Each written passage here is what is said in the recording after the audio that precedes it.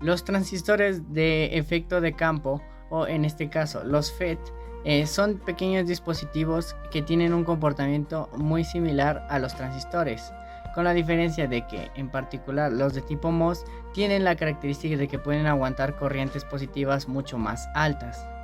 Y además estos son muy utilizados en el campo de la microelectrónica para la realización de circuitos de manejo. Para el primer circuito se realizó un circuito que tiene como objetivo impulsar una corriente a través del MOSFET de la fuente que estamos ingresando principalmente. Esto con el objetivo de intercalar mediante un pulsador entre dos funciones distintas del mismo circuito. Por un lado tenemos una función que accionará al no pulsar nada, un pequeño LED que se encenderá al no presionar el botón. Mientras que del otro lado tenemos un foco impulsado por un relé que se encenderá al pulsar el botón.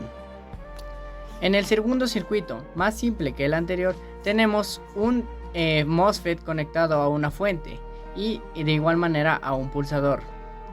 Este tiene el objetivo de que al pulsar el pulsador enviamos una corriente ID lo suficientemente potente a una dirección del motor, permitiendo que éste pueda girar en un solo sentido.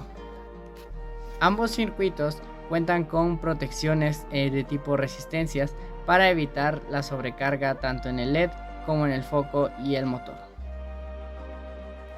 Una vez que logramos verificar el funcionamiento tanto del primer circuito de MOSFET como del segundo, procedimos a tomar los datos que estaban generando el MOSFET en ese mismo momento.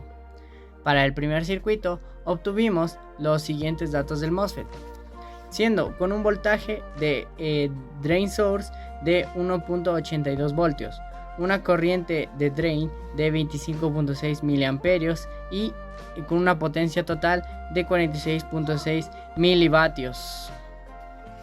Para el segundo circuito, por otro lado, obtuvimos los siguientes datos del MOSFET, con un voltaje de DS o Drain Source de 3.38 voltios, una corriente Drain de 48.2 miliamperios y una potencia total de MOSFET de 163 miliwatts. Todos estos valores fueron tomados mientras el circuito estaba funcionando correctamente. Para el apartado de cuestionarios tenemos la pregunta de cómo dimensionar un MOSFET.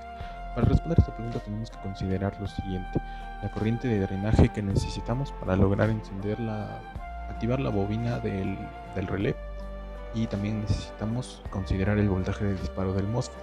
En este caso es un canal N de enriquecimiento, entonces necesitamos voltajes positivos y voltajes positivos en la compuerta para que se establezca el canal artificial.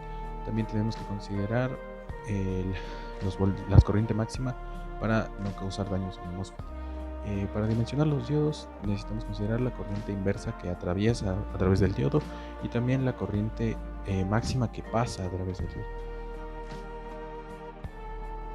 Como conclusión, en esta práctica pudimos observar cómo podemos activar un MOSFET en canal N de enriquecimiento o cualquier otro tipo, en este caso suministrando voltajes positivos en la compuerta para establecer un canal artificial entre drenaje y fuente.